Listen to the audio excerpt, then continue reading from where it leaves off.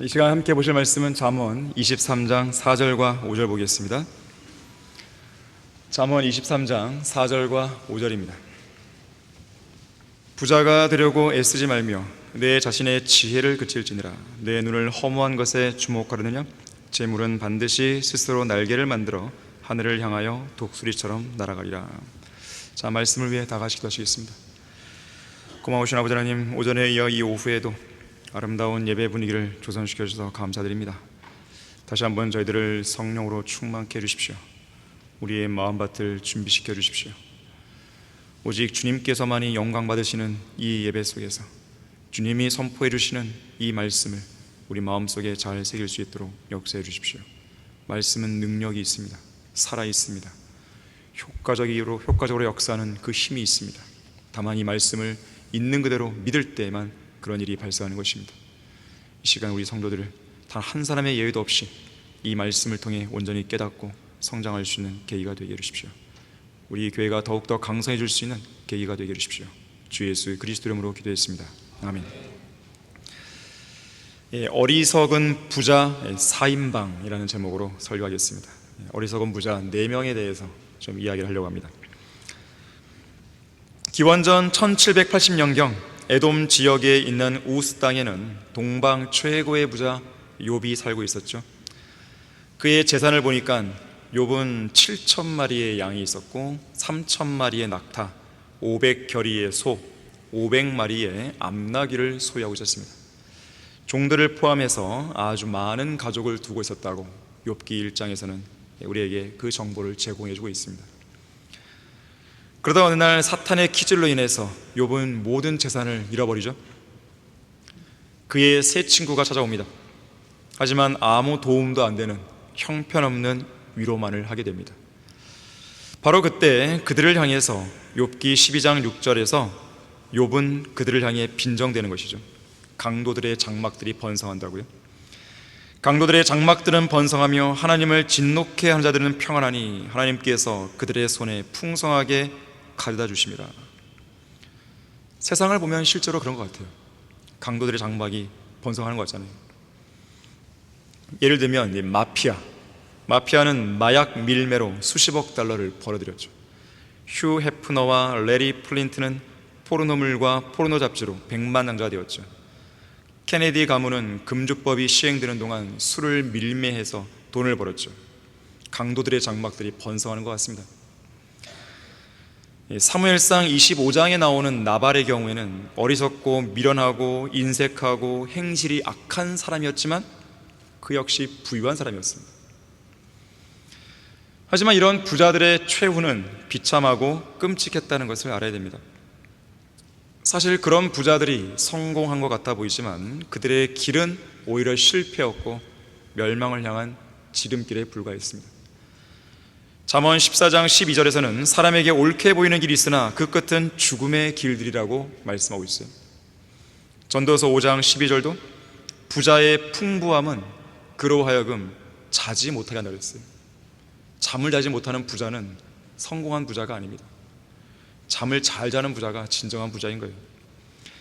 이에 반해서 인류 역사 속에 구원받은 훌륭한 부자들도 있었습니다. 믿음의 조상 아브라함은 부자였죠. 하나님께서 주신 복으로 위대한 부자가 되었습니다.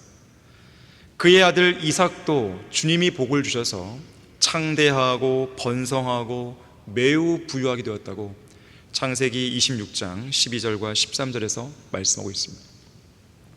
롯을 아내로 맞은 보아스도 부강한 사람이었죠. 압살롬의 반역으로 피난을 가야 했던 다윗 왕을 적극적으로 도와주어 섬겼던 바실레라는 인물도 큰 부자였습니다. 예수 그리스도를 위해 빈 무덤을 마련해드린 아리마대 요셉도 부자였죠. 올바른 삶을 살았던 부자입니다. J.C. 페니 역시 부자였고 구원받은 그리스도인이었습니다. 20세기 초 몹시 가난했으면서도 믿음을 신실하게 지키면서 하나님께 11조를 드린 한 소년이 있었는데요. 이 소년은 성실과 신념이 인생의 성공을 가져온다는 확신 속에서 가난과 싸워나갔습니다. 그 결과 30살에 점심을 배달하는 모빌 런치 서비스 회사를 설립했고 뒤이어 세계적인 도넛 상표를 개발했습니다. 그것이 바로 유명한 던킨 도넛이죠. 던킨 도넛의 창업주 로젠버그입니다. 로젠버그는 72세 생일 축하 연회에서 이렇게 말했어요. 나는 가난과 교육 부재의 환경 속에 자랐습니다. 그러나 하나님께서 항상 저의 짐을 맡아주셨습니다. 그렇게 보면 성공은 교육을 통한 지식이 있지 않고 하나님을 믿는 올바른 태도에 있다고 확신합니다. 백화점 왕이라 불리는 워너 메이커도 하나님을 신뢰하는 자는 결코 침몰하지 않는다고 그랬습니다. 하나님께서 함께 하시지 않는 한 우리가 성공할 가능성은 제로예요. 주님께서 함께 하시면 우리의 성공 가능성은 100%지만 주님께서 함께 하시지 않으면 우리가 무일푼이 되는, 거지가 되는 것은 시간 문제라는 것을 기억하셔야 됩니다. 이 대형 토목 기계들을 상당수 발명한 RG 르트루나라는 사람이 있었습니다. 역시 그리스도인 부자예요. 이 사람은 수입의 90%를 주님께 바쳤고 자기 자신은 10%를 가지고 생계를 유지했다 그래요. 한때 하나님께서는 르트루노에게 실패를 경험하게 하셔서 그로부터 재산을 취해 가신 적이 있었습니다. 그때 르트루노는 하나님 앞에 무릎 꿇고 이렇게 기도했습니다. 주님, 저의 죄를 용서해 주십시오. 다시 한번 저를 도와주신다면 주님이 원하시는 일은 무엇인지 하겠습니다. 이때부터 르트루노는 하나님께 완전히 헌신한 경영인이 되었고 그런 그에게 주님은 많은 복을 내려주셨습니다. 특히 그는 그의 공장에서 정기적으로 예배를 드렸고요, 전 세계를 여행하면서 자신의 간증과 복음을 전했습니다. 시베리아와 서아프리카, 페루 등지에서 선교하기도 했습니다. 1969년에 79세의 나이로 세상을 떠났지만 그가 주님 안에서 지녔던 소중한 간증은 그가 1946년에 설립한 르트루노 대학교를 통해 계속 이어져 오고 있다고 해요. 이 학교를 통해서 주님을 섬기는 많은 일꾼들이 배출되기도 했고요, 르트루노는 자신의 삶에 대해 이렇게 종종 이야기했습니다. 저는 그저 하나님의 은혜로 구원받은 죄인에 불과합니다. 주님께서 복을 주신 기술자일 뿐입니다. 한편 오늘 본문에서는 부자가 되려고 애쓰지 말며 내 자신의 지혜를 그칠지니라. 내 눈을 허무한 것에 주목하려느냐? 재물은 반드시 스스로 날개를 만들어 하늘을 향하여 독수리처럼 날아간다 그랬어요. 이 시간 저는 성경에 나오는 어리석은 부자 4명을 소개하려고 합니다. 이 부자 4명을 통해서 우리가 배울 수 있는 몇 가지 영적 교훈을 이 시간 살펴보려고 하는 것이에요. 왜 이들은 어리석은 부자들이었는가? 첫 번째로, 사람의 생명이 자기가 소유한 것에 풍부함이 있다고 생각했기 때문에 그렇습니다. 어떻게 사람의 생명이 돈에 달려 있습니까? 이들은 사람의 생명이 자기가 소유한 것에 풍부함이 있다고 생각한 거예요. 그래서 어리석은 거예요. 자, 누가복음 12장 보겠습니다.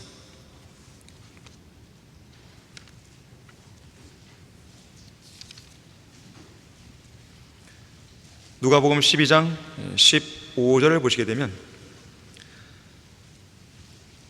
또 그들에게 말씀하시기를 주의하고 탐심을 조심하라. 이는 사람의 생명이 자기가 소유한 것에 풍부함에 있지 않음이라고 하시고, 그러면서 주님은 한 가지 비유로 한 부자의 얘기를 하시는 거예요. 그들에게 말씀하시기를 어떤 부자의 땅이 수확을 많이 내는지라. 그가 속으로 생각하여 말하기를 내 곡식을 쌓아둘 곳이 없으니 내가 어떻게 할까 하고 말하기를 내가 이렇게 하리라. 내 곡간들을 헐고, 있는 곡간들 옆에 짓는 게 아니라 있는 곡간을 헐어버려요. 돈이 그렇게 많나요?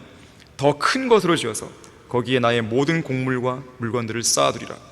그리고 나서 내 혼에게 말하기를 내 혼아, 내가 여러 해 동안 쓸 물건들을 많이 쌓아두었으니 편히 쉬고 먹고 마시고 즐거워하리라 하였느니라. 거창한 포부를 밝혔습니다. 이 거창한 포부를 밝힌 부자에 대해 하나님의 평가는 무엇이었을까요? 이어지는 20절에서 너 어리석은 자야, 그러면서 사망 선고를 내리십니다. 오늘 밤 내 혼을 내게서 앗아가리니. 이 부자는 자신의 인생이 천년만년 오랜 세월 지속될 거라 생각한 거예요. 19절에서 여러 해 동안이란 말에 주목하세요. 내일 일도 알 수 없는 사람이 존재가 인간인데 여러 해 동안이요? 이 부자는 자기가 쌓아놓은 곡식들을 여러 해 동안 오래오래 계속해서 누릴 수 있을 거라 착각했습니다.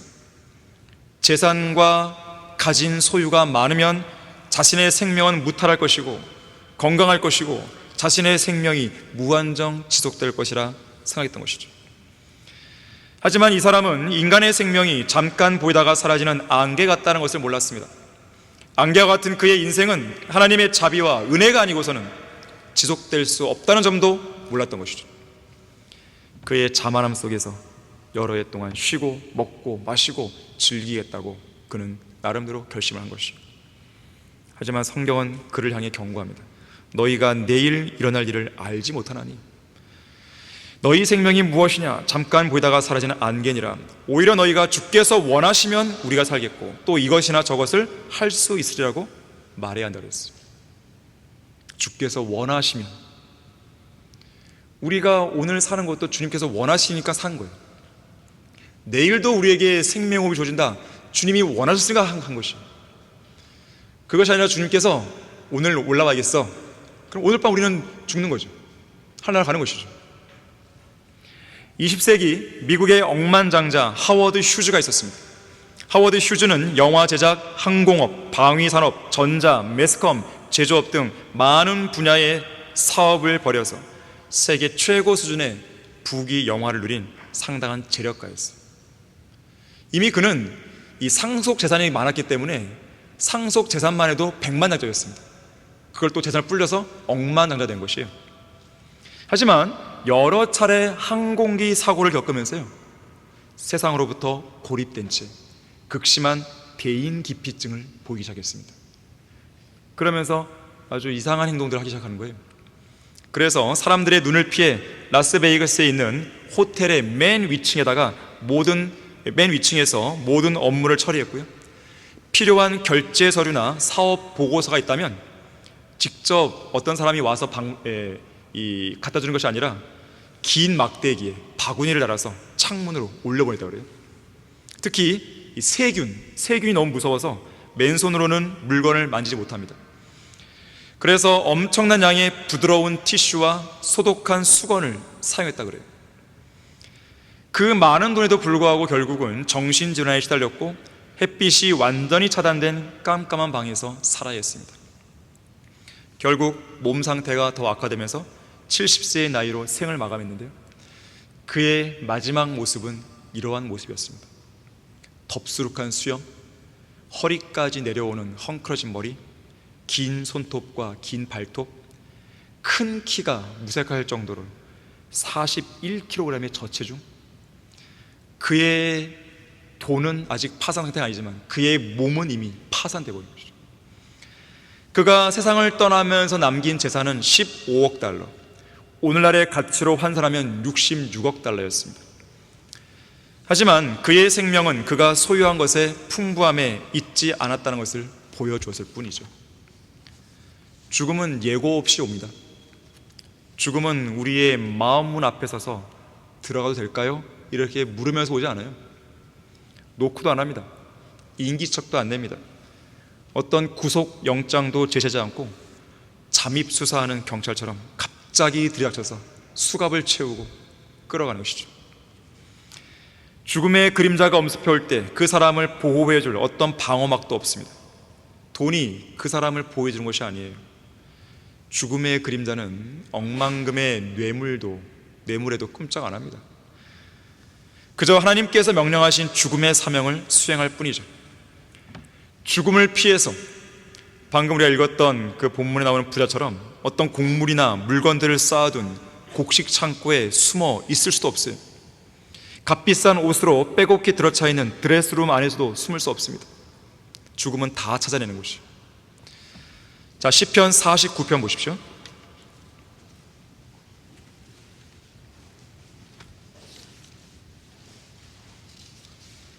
시편 49편 9절 보시면, 그로 영원히 살고 썩어짐을 보지 않게 할 자는 아무도 없도다. 자, 여기서 말하는 그라고 하는 것은 6절에 보니까 자신의 재물을 의지하고 부유함을 스스로 자랑하는 자들 중에 어떤 사람인 것입니다. 10절 보시면, 이는 어리석은 자들과 잔인한 자들이 죽는 것과 같이 현명한 자들도 죽으며 그들의 재산을 다른 이들에게 남겨주는 것을 그가 봅니다. 억만금을 벌든 얼마큼 벌든 죽을 때는 남겨놓고 가는 거예요. 그들은 자기들의 집이 영원히 존속하고 자기들의 처소가 대대로 이어지리라고 속으로 생각하며, 아까 누가복음 12장의 그 부자처럼 자기들의 토지를 자기들 이름으로 부르는도다. 이 정복자들을 보게 되면 자기들의 이름을 따서 어떤 성읍에 이런 이름을 짓잖아요. 그게 무슨 소용이 있겠어요? 죽음과 더불어서 그런 성읍을 갖고 갈 수 있나요? 다 남겨놓고 가는 거죠. 19세기 미국이 낳은 위대한 설교자 드위트 탈마지는 죽음에 대해 이렇게 말했습니다. 오늘 밤, 바로 오늘 밤, 죽음은 여러분의 혼을 빼앗아 갈지 모릅니다. 죽음이 찾아왔을 때 여러분이 이렇게 말한다고 가정해 봅시다. 내가 무릎 꿇고 기도할 때까지 기다려 주십시오. 그러면 죽음은 응답할 것입니다. 지금은 너가 기도할 시간이 없다고. 친구들을 모아서 그들에게 작별 인사를 할 때까지 기다려 주십시오. 그러면 죽음은 이렇게 대답합니다. 그들에게 작별 인사를 하기 위해 나는 멈출 수 없다고. 그렇지만 나의 이런 모든 죄들을 가지고 영원으로 갈 수 없습니다. 회개할 시간만 주십시오. 그러면 죽음은 이렇게 소리칠 것입니다. 회개하기는 너무 늦었다. 오늘 밤 내게서 내 혼을 빼앗아 할 것이다. 바로 지금 그렇게 할 것이다. 바로 지금 말이다. 죽음은 우리를 인내로 기다려주지 않습니다. 오래 참으시는 하나님께서는 인내로 기다리시는 분이지만 죽음의 심판을 내리기로 결정하신 상황에서는 더 이상의 유예 기간은 없어요. 인내로 기다려주시는 시간도 더 이상 없습니다. 그리고 죽음은 기다렸다는 듯이 순식간에 그 사람을 덮치는 것이죠. 그 전에 구원받아야 돼요. 그 전에 회개하고 돌이켜야 돼요. 그 전에 영혼을 준비해야 돼요. 그 전에 그리스도 심판석을 준비해야 되는 것이죠.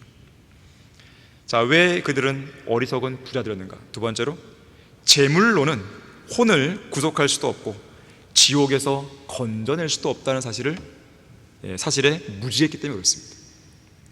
재물로 혼을 구속하는 게 아니에요. 재물로 지옥에서 건져낼 수 있는 것이 아닙니다.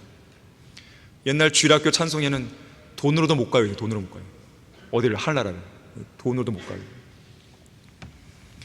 방금 읽었던 시편 49편에서요, 앞에 있는 6절부터 9절을 보시게 되면 자신의 재물을 의지하고 부유함을 스스로 자랑하는 자들 중에 어떤 수단으로라도 자기 형제를 구속하거나 그를 위하여 하나님께 몸값을 바쳐 이는 그들의 혼의 구속은 귀한 것이요 그것은 영원히 멈추게 됨이라. 그로 영원히 살고 썩어짐을 보지 않게 할 자는 아무도 없도다. 없어요. 재물로는 안 되는 거였어요. 돈이 많다고 해서 형제를 구속하거나 그 형제를 위해서 하나님께 몸값을 바칠 수가 있는 게 아니라는 것이죠. 혼의 구속을 위한 몸값은 예수 그리스도의 피밖에 없는 거예요. 인간의 재물로 되는 게 아닙니다. 그런데 중요한 게 있어요. 그 괄호에 아주 중요한 표현이 있잖아요. 그들의 혼의 구속은 귀한 것인데 그것은 어떻게 돼요? 멈춰요. 이제는 천년만년 이 구속의 기간이 계속되는 게 아니에요. 끝나는 시간이 있는 것입니다. 이것이 인간에게는 심각한 문제예요. 우리 구령자들에게도 심각한 문제입니다. 우리가 구령할 사람들이 많이 있는데, 아직도 많이 남았는데 그 시간을 멈추는 거예요. 이제. 자, 여기에 정확히 들어맞는 한 사람이 있습니다. 누가복음 16장에 나오는 부자죠. 누가복음 16장 27절을 보세요. 이 부자 역시나 재물을 의지하고 부유함을 자랑하던 바로 그 부자였겠죠. 하지만 그러한 재물로 자신의 혼을 구속하지 못한 채 지옥으로 떨어졌고, 동시에 자기가 죽을 때 지상에 남겨놓은 재물로 자기 형제들의 혼도 구속하지 못했어요. 그래서 불타는 지옥에서 이렇게 절규합니다. 16장 27절에서 그가 말하기를 그러면 아버지여 내가 당신께 간구하오니 당신께서 나사로를 내 아비 집에 보내어 주셔서 나에게 5 형제가 있으니 나의 돈으로도 구속하지 못한 그 형제가 있다는 것이죠. 그가 그들에게 증거하여 그들로 이 고통의 장소에 오지 않게 하소서라고 하니 아브라함이 그에게 말하기를 그들에게는 모세와 선자들이 있으니 구약 성경이 있다는 것이죠. 그들에게서 듣게 하라고 하더라. 그러자 그가 말하기를 아니옵니다 아버지 아브라함이요 만일 누군가가 죽은 자들로부터 그들에게 가면 그들이 회개하리다라고 하니 아브라함이 그에게 말하기를 만일 그들이 모세와 선자들의 말을 듣지 않는다면 비록 누가 죽은 자들로부터 살아난다 해도 그들을 설득할 수 없을 것이니라 하니라고 하시니라. 자, 29절 31절에서는 모세와 선자들의 말이 언급되고 있어요. 여기서 주님께서 하시고자 하는 말씀은 어떤 거냐면 주님은 지금 사람들의 악한 본성을 지적하시면서 동시에 사람들에게 사후의 세계에 대한 절대적인 권위는 기록된 말씀이라고 이야기하시는 거예요. 하나님의 권위를 지닌 절대적인 말씀을 믿지 못한다면 아무리 죽은 자가 살아나서 그들에게 말한다고 한들 듣지 않을 것이라고 이야기하시는 거죠. 실제로 그렇습니다. 이것이 바로 죄인들의 완고함이에요. 사람들은 누군가가 하늘나라에 다녀오거나 지옥에 다녀온 것을 보게 되면 믿겠노라고 말합니다. 자, 그런데 생각해 보십시오. 요한복음 11장에서 예수님께서는 죽은 나사로를 살리셨어요. 죽었다 살아난 것이에요. 그런데 백성들의 반응이 어땠습니까? 부활한 그 나사로를 유대인들이 죽이려 했습니다. 또한 그 기적을 일으킨 예수님을 죽이려고 했어요. 증거를 없애라는 것이죠. 심지어 부활하신 예수님께서 40일 이상 제자들과 함께 하시면서 500명 이상의 증인들을 이 땅에 남겨두시고 승천했지만 이스라엘 백성들은 그 500명의 증인이 있음에도 불구하고 예수님을 영접하지 않았잖아요. 누가 죽었다가 다시 살아난다 해도, 하늘나라 갔다 온 사람이 있다 해도, 지옥에 갔다 온 사람이 있다 해도 역시 모든 문제는 마음의 문제이기 때문에 그들은 믿지 않을 것이에요. 정말로 누군가가 하나님의 말씀 그 자체를 받아들이지 않으면 어떤 방법을 강구한다 해도 소용이 없는 거예요. 절대적인 권위인 말씀을 안 믿는다면 그 사람에게는 다른 희망이 없는 거예요. 한편 그들이 그러한 말씀에 반응하지 않는다는 것은 말씀에 능력이 없어서가 아니고 타락한 그들이 고의로 하나님의 말씀을 부인하고 거절하기 때문에 그런 것입니다. 따라서 이런 자들에게 남아있는 것은 심판밖에 없는 거예요. 부자와 그의 5 형제처럼 지옥에 던져져서 영원히 고통받는 것밖에 없는 것이죠. 고린도전서 1장 18절과 21절에서는 우리에게 이렇게 말씀하죠. 십자가를 전파하는 것이 멸망한 자들에게는 어리석은 것이지만 구원을 받은 우리에게는 하나님의 능력이 됩니다. 돈 많은 부자들에게는 십자가를 전파하는 것이 어리석게 보이는 거예요. 하나님의 지혜에 있어서는 세상이 그 지혜로 하나님을 알지 못하였기에 하나님께서 복음 전파의 어리석음으로 믿는 자들을 구원하시기를 기뻐하셨다고 했습니다. 이 위대한 말씀의 권위로 선포되는 구원의 복음을 거절한다면 그 사람은 희망이 없어요. 다른 어떤 방법을 동원한다 하더라도. 사도행전 24장 25절 26절 보겠습니다. 사도행전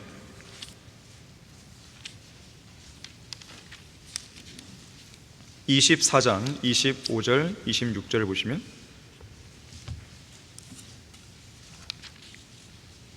이 펠릭스가 나오는데요. 바울이 의와 절제와 다가올 심판에 관해 설명하자 펠릭스가 두려워하여 대답하기를 이제 그만 가라. 적절한 때가 오면 내가 너를 부르리라고 하더라. 그는 또한 바울이 자기에게 돈을 주려고 바랐는데 그러면 그를 놓아주려고 하였더라.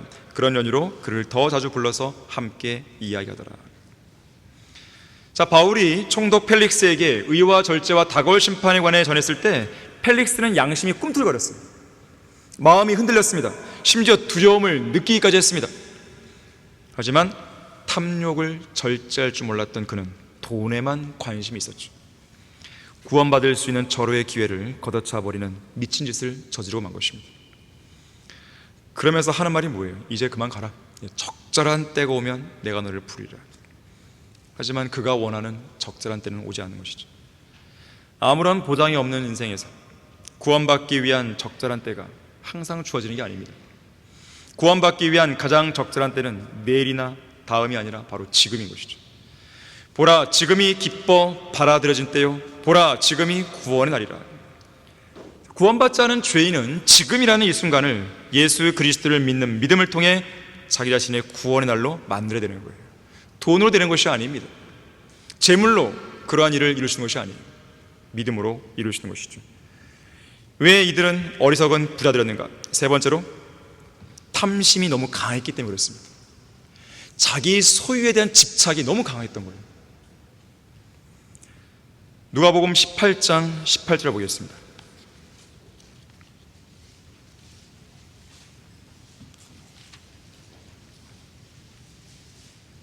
누가복음 18장 18절에서 20절을 보게 되면 이 젊은 부자 관원 이야기가 나옵니다. 어떤 관원이 주께 물어 말씀드리기를, 18절입니다. 선한 선생님, 내가 영생을 상속받으려면 어떻게 하여야 하리까라고 하니 예수께서 그에게 말씀하시기를, 어찌하여 내가 나를 선하다고 하느냐? 하나님 한 분 외에는 선한 이가 없느니라. 내가 계명들을 안 하니 간음하지 말라, 살인하지 말라, 도둑질하지 말라, 거짓 증거하지 말라, 내 아버지와 어머니를 공경하라고 하시니. 그러자 젊은 부자 관원은 아주 자신 있게 말하죠. 21절에 보니까 그 모든 것을 어려서부터 지켜왔다고 말합니다. 하지만 이 관원에게는 한 가지 부족한 게 있었어요. 그래서 예수님은 22절에서 말씀합니다. 아직 너에게 한 가지 부족한 것이 있느니라. 내가 가진 모든 것을 팔아 가난한 사람들에게 나누어 주라. 그리하면 하늘에 있는 보물을 가지게 되리니 그런 후에 와서 나를 따르라고 하시니라. 자, 이 젊은 부자 관원에게 한 가지 부족한 부분이자 이 부자가 가지고 있던 가장 큰 문제가 있었으니 그건 바로 탐심이었습니다. 그래서 예수님은 20절에서 율법의 10계명을 인용하실 때 10계명 전체를 다 인용하지 않았어요. 일부러. 예수님께서 인용하지 않은 그 계명들이 총 5개인데 그 계명들은 모두 다 탐심과 연관되어 있습니다. 탐심을 지적하기 위한 계명과 연관되어 있는 거예요. 우선 10개의 계명 중에서 첫째이자 큰 계명이라 할 수 있는 앞에 4가지 계명이 있죠. 제1계명부터 제4계명까지. 이 4가지 계명은 한마디로 말해서 뭐라고 할 수 있냐면 하나님을 첫째로 사랑하라는 것이에요. 다시 말해서 젊은 부자 관원은 21절에서 계명들을 다 지켰다고 자랑삼아 말했지만 사실상 마음을 다해서 하나님을 사랑한 게 아니에요. 혼을 다해서, 생각을 다해서 하나님을 사랑한 게 아니에요. 다시 말하자면 탐심에 문제가 있는 거예요. 탐심은 뭐예요? 우상 숭배잖아요. 하나님을 첫째로 사랑한 것이 아니라 우상을 숭배한 것이죠. 그의 우상은 돈이었습니다. 탐심을 갖게 되면 주님을 온전히 사랑하지 않게 됩니다. 반대로 주님을 온전히 사랑하면, 주님을 첫째로 사랑하면 탐심을 갖지 않게 돼 있는 거예요. 그리고 마지막 10번째 계명도 주님께서는 의도적으로 언급을 안 하셨어요. 내 이웃의 집을 탐내지 말라는 것이죠. 역시 탐심과 관련이 있어요. 그래서 예수님은 너가 가진 모든 것을 팔아서 가난한 사람들에게 나눠주라고 말씀하신 것입니다.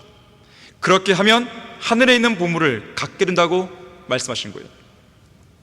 그리고 예수님을 따르라고 하신 것이죠.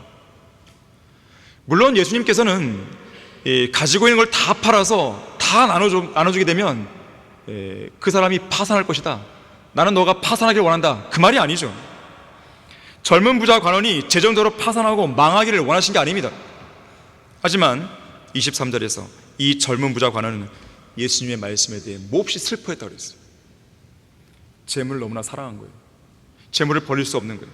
이 재물을 가난한 사람들에게 나눠주기가 너무 아까운 것이죠.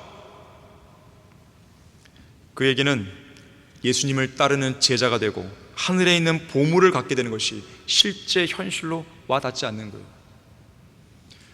아무리 강단해서 우리에게 앞으로 주어질 상급과 유업이 있습니다.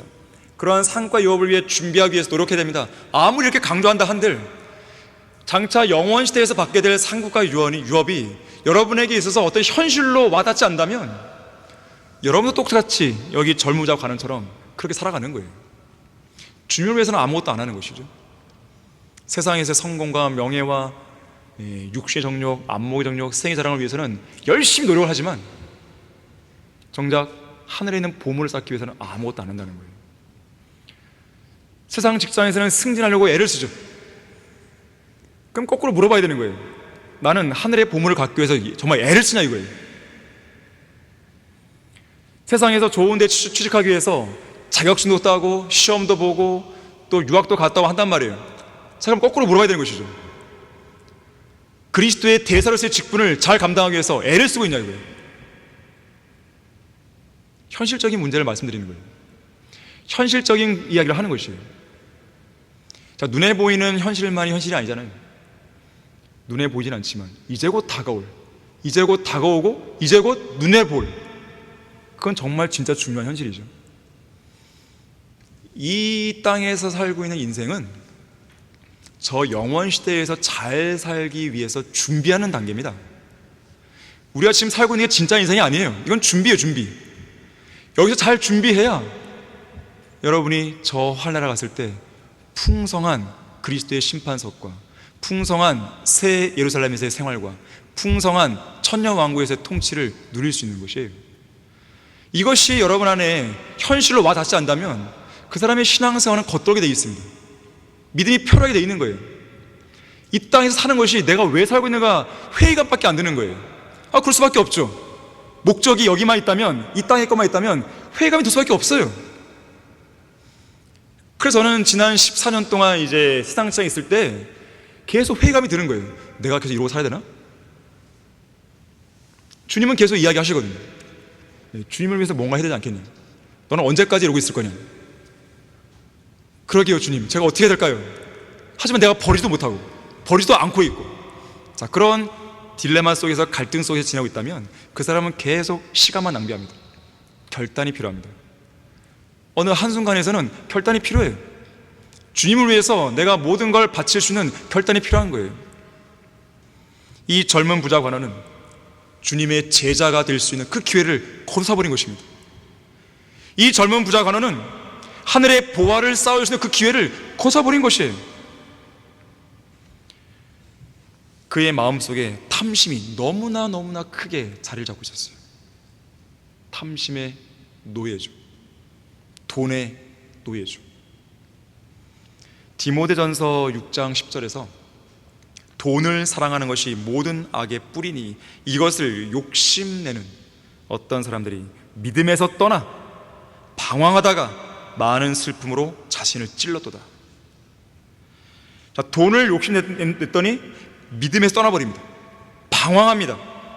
결국 많은 슬픔으로 자기를 찔러요. 이 많은 슬픔으로 자기를 찔렀다는 것은 우리가 누가복음 18장에서 봤던 젊은 부자 관원의 마지막 모습이었죠. 슬퍼하고 가잖아요. 자, 중요한 것은 부자인가 가난한가의 문제가 아닙니다. 돈을 사랑하는가 돈을 사랑하지 않는가의 문제예요. 돈 자체의 문제가 아니라 돈을 사랑하는 게 문제죠. 어떤 사람을 저주받게 만드는 것은 돈이 아니라 돈을 사랑하는 것이에요. 돈에 욕심을 내는 것입니다. 돈을 사랑할 것이 아니라 하나님을 사랑해야 되죠. 돈을 사랑해서 돈을 쫓아가면 돈은 반드시 도망갑니다.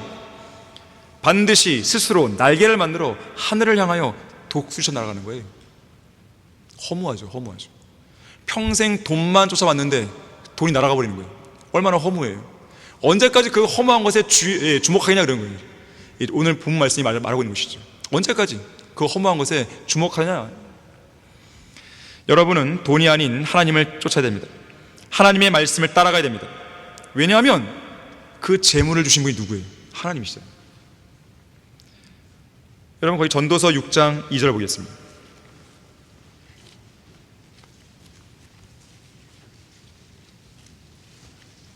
많은 사람들이 하나님이 주신 선물만 보고 그 선물을 주신 하나님은 안 봅니다.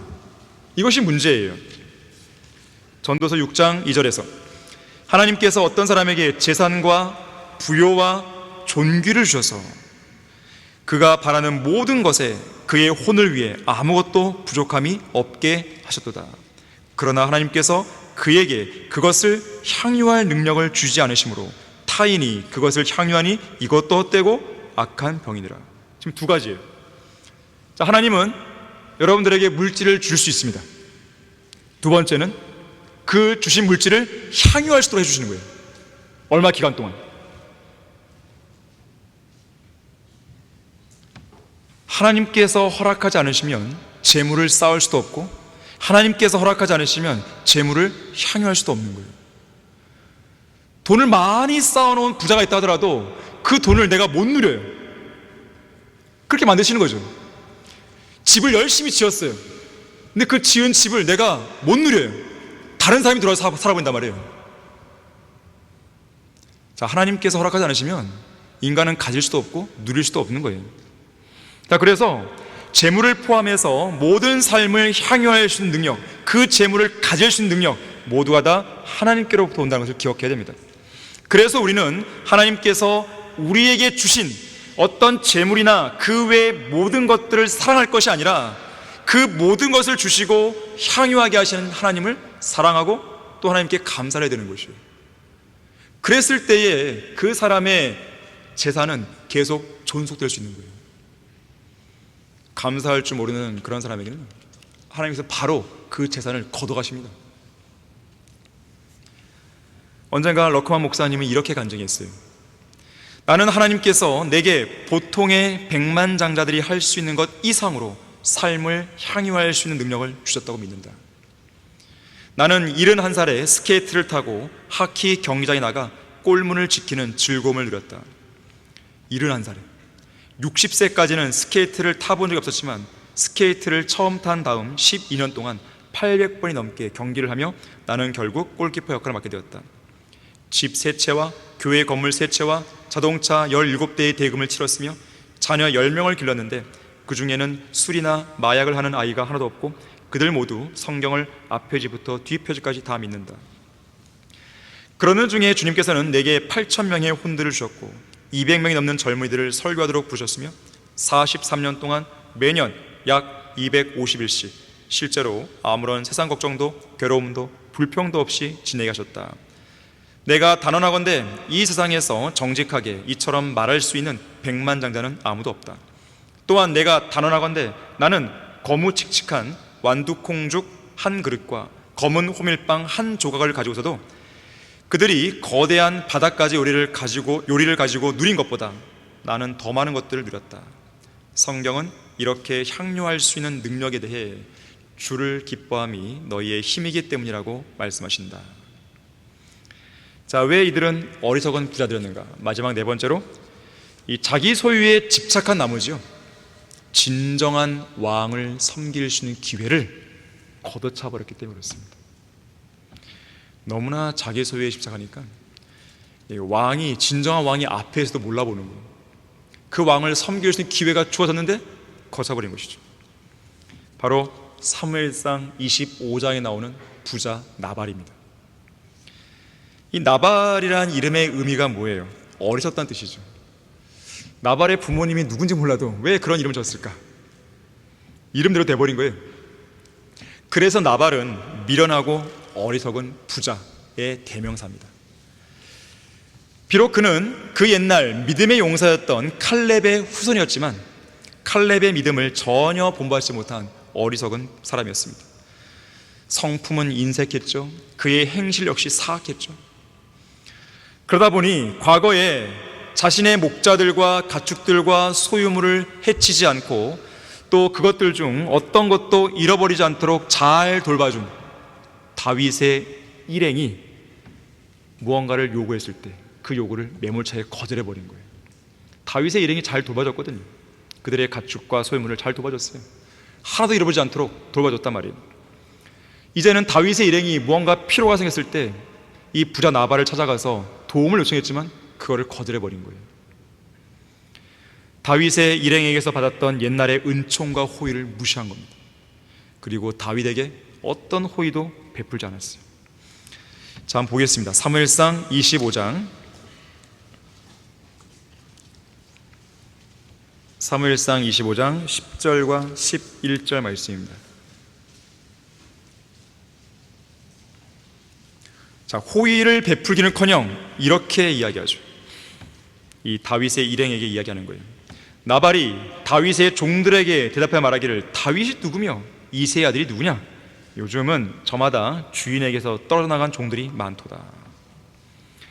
마치 다윗을 가리켜서 사울에게 반기를 들고 떨어져 나간 종으로 빗대어 이야기하죠. 계속 보시면 그러니 내가 내 빵과 내 물과 내 양털 깡자들을 위하여 잡은 내 고기를 취하여 어디에서 왔는지도 알 수 없는 자들에게 그것을 주겠느냐 하더라. 여기 나발의 표현을 보세요. 내 빵, 내 물, 내 양털 깡자들을 위해 잡은 내 고기. 자기 소유에 집착하고 있죠. 자, 나발은 다윗의 요청에 대해서 단순한 거절을 넘어 다윗을 향해 비열할 만큼의 모욕적인 언사를 쏟아낸 것입니다. 사실 나발에게는 지금이 기회였어요. 왕으로서 하나님의 기름 부음을 받은 다윗에게, 진정한 왕으로서 기름 부음을 받은 다윗에게 관대함과 친절을 베풀 수 있는 절호의 기회였어요. 하지만 나발은 매우 어리석게도 황금 같은 기회를 놓칩니다. 매우 인색한 성품을 지녔던 나발은 이기적인 욕심, 자기 소유에 대한 지나친 집착으로 인해서 다윗에게 아무런 관심도 두지 않았어요. 어떤 동정이나 연민도 베풀지 않았습니다. 이런 나발과 상당히 대조가 되는 인물이 나오는데 바로 사무엘하 19장에 나오는 바실레라는 인물입니다. 자, 사무엘하 19장 31절 32절 보겠습니다.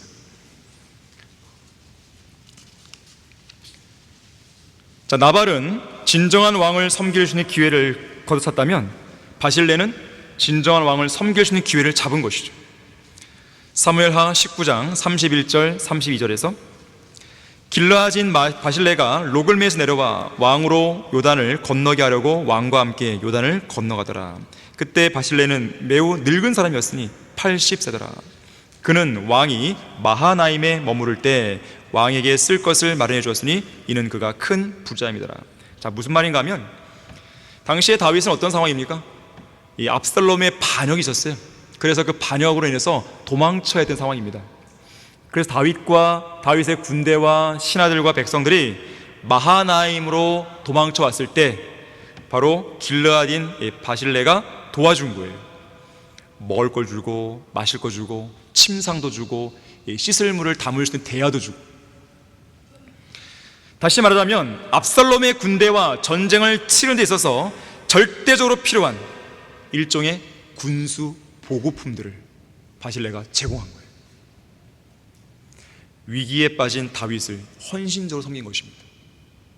그런데 바실레의 섬김은 단순하게 볼 섬김이 아니에요. 헌신적인 섬김뿐만 아니라 목숨을 건 섬김이었습니다. 왜냐하면 당시는 지금 압살롬과 다윗 간의 대치 상황 아니에요.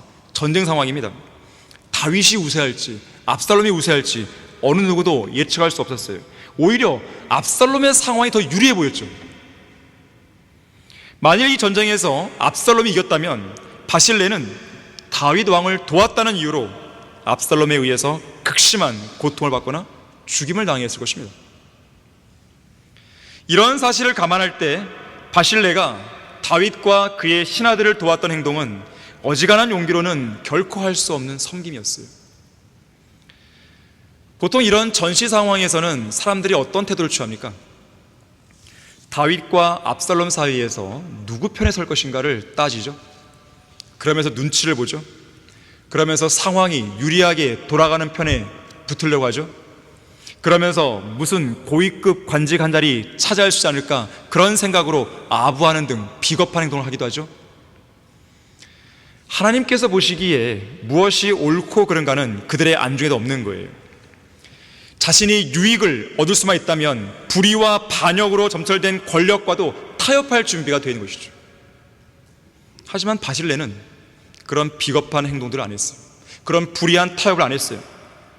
그런 거 다 뒤로 하고 올바른 분별력과 결단력 있는 용기로 무엇이 옳은지를 판단했고 또 어떻게 하는 것이 잘하는 일인지를 판단했고 누가 진정한 왕인지를 정확히 분별했고 그리고 그대로 자기는 그 왕을 섬긴 거예요. 바실레는 나이가 80세예요. 보통은 나이가 들면은 분별력이 떨어진다 그러잖아요. 좋고 나쁜 것을 잘 분별하지 못하고 먹고 마시는 것의 이 맛도 잘 모른다고 하잖아요. 하지만 바실레는 최소한 누가 하나님의 사람인지, 누가 하나님의 편에서 올바르게 행하고 있는지, 하나님이 지키시고 돌보시는 사람이 누구인지에 대해서는 그 어느 누구보다도 올바른 영적 분별력을 갖추고 있었던 것이죠. 그뿐 아니라 용기 있는 결단도 있었던 것이죠. 이 바실레 같은 사람을 신약 성경으로 본다면 이 바울의 생명을 위해서 자기들의 목을 내어놓았던 아킬라와 프리스킬라 부부 같은 사람이죠. 또한 그리스도의 일을 위해서라면 자기 생명을 돌보지 않을 만큼 헌신적으로 섬겼던 에파프로디도 같은 인물이죠. 목숨을 건 섬김이었습니다.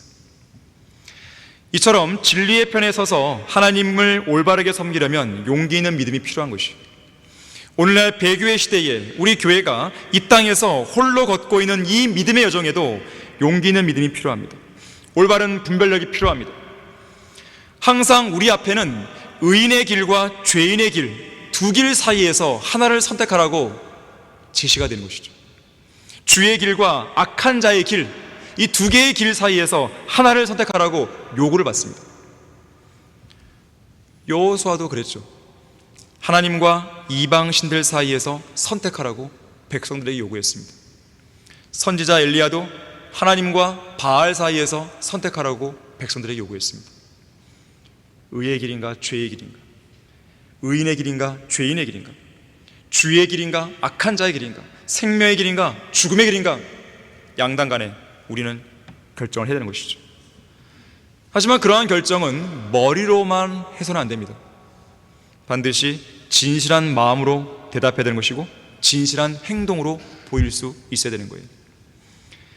시내산 아래에서 금송아지 숭배로 하나님을 진노케 했던 이스라엘 백성을 향해서 모세가 물었습니다. 주의 편은 누구냐? 내게로 오라 그랬어요.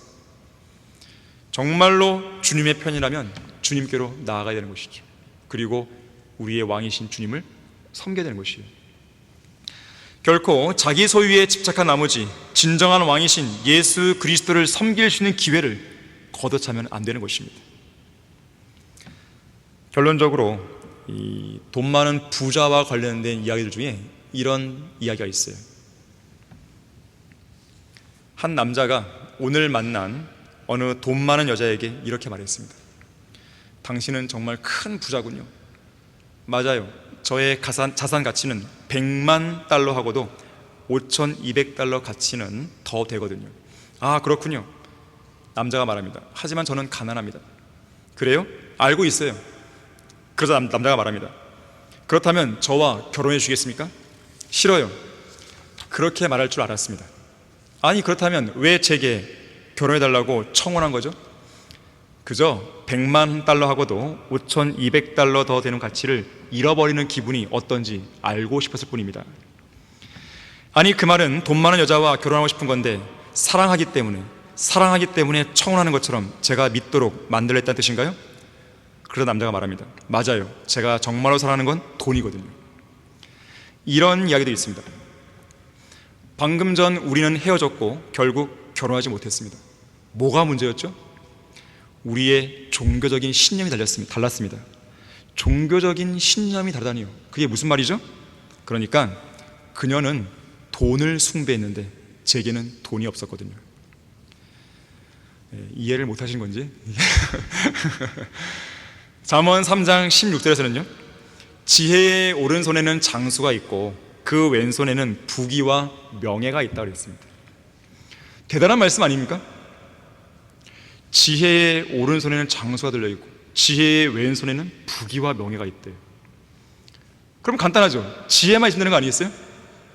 그 지혜는 어디에서 얻을 것인가? 어디에서 얻어요? 하나님을 두려워하는 것이 지혜의 시작이죠. 하나님을 두려워하기만 하면 인생의 성공에 필요한 모든 지혜를 얻을 수 있고, 지혜를 얻으면 장수, 부귀, 명예가 한 번에 주어지는 것입니다. 그러나 그것을 우리가 이 땅에서 우리가 하나님을 두려워한다 하더라도, 그리고 두려워함으로써 지혜를 얻는다 하더라도 이 땅에서 우리에게 이 세 가지가 다 주어지지 않을 수 있어요. 하지만 분명한 것은 이제 곧 우리가 들어가서 살게 될 저 영원한 하늘나라에서는 우리가 장수를 누리죠. 장수 정도가 아니죠. 영원히 사는 것이죠. 하나 얻었죠? 또한 우리는 부귀를 누립니다. 돈 많은 정도가 아니라 그야말로 영원한 생명, 영원한 재물, 영원한 기쁨, 영원한 영광, 영원한 찬양, 영원한 쉼, 영원한 통치가 차고 넘치는 휘황찬란한 새 예루살렘에서 지내는 것이죠. 부귀를 얻었어요. 세 번째 뭡니까? 명예와 영광도 누리는 것인데, 5가지 면류관, 천년 왕국에서 누릴 통치와 유업을 생각해 보십시오. 하늘의 별들처럼 영원 무궁토록 빛나게 될 영광을 생각해 보십시오. 최소한 이 땅에서는 장수, 부귀, 명예를 못 누린다 할지라도 우리는 저 영원 시대에서 누리게 되는 것이죠. 이것이 바로 진정한 부자예요. 특히나 장수, 부귀, 명예를 한 번에 제공해 주는 그 지혜는 예수 그리스도시기도 하죠. 다시 말해서 예수 그리스도를 소유한 성도는 지혜를 소유한 성도이고, 그렇다면 예수 그리스도를 소유한 성도는 저 영혼에서 장수와 부귀와 명예를 누리는 것이죠. 그래서 우리는 언제나 모든 풍요함의 근원이 되시는 예수 그리스도 한 분만을 의지하고 또 그 한 분만으로 만족할 수 있는 거예요. 과연 누가 진정한 부자입니까? 누가 현명한 부자입니까? 이 세상에 살면서도 하나님 한 분만으로 만족하기 때문에 전혀 남부러울 것이 없는 사람, 하나님 앞에 부요한 사람, 그 사람이 현명한 부자라는 것을 잊지 말기 바라겠습니다. 자, 기도하겠습니다. 고마우신 아버지 하나님, 오늘도 저희들은 영과 진리로 경배를 드리는 가운데 기쁨과 즐거움을 드렸고, 또 말씀을 듣는 가운데 주님이 주시는 풍성한 복을 향유할 수 있었습니다. 우리는 주님께서 베풀어 주신 은혜와 자비와 사랑 속에서 이 교회를 다니고 있고, 또 이 교회에 소속되어 있고, 이 교회에서 하나님의 사역들을 수행하고 있습니다. 이보다 더 행복하고 이보다 더 좋은 환경이 있겠습니까? 하지만 하나님께서는 그것만 우리에게 주신 것이 아닙니다. 우리가 장차 저 영원에서 누리게 될 부귀와 영화와 장수가 있는 것입니다. 이러한 것을 가진 사람이 진정한 부자가 아니겠습니까? 그래서 우리는 주님 한 분만으로 만족할 수 있습니다. 이 자리에 앉아있는 성도들, 생활적으로 또 경제적으로, 가정적으로, 또 직장이나 학교에서, 또 주위 사람들의 관계에서 많은 어려움들을 겪고 있을 줄 압니다. 진리를 지키다 보니 그러한 상황들이 발생하는 것입니다. 그러나 우리는 거기에 낙심할 이유도 없고 좌절할 이유도 없습니다. 주님께서 우리 안에 함께 계시기 때문에 그렇습니다. 우리 성도들이 늘 용기를 잃지 않게 해주시고 늘 힘을 낼 수 있도록 도와주십시오. 주님께서 맡겨주신 소중한 사역들을 주님 오시는 날까지 끝까지 감당할 수 있도록 도와주십시오. 주 예수 그리스도 이름으로 기도했습니다. 아멘.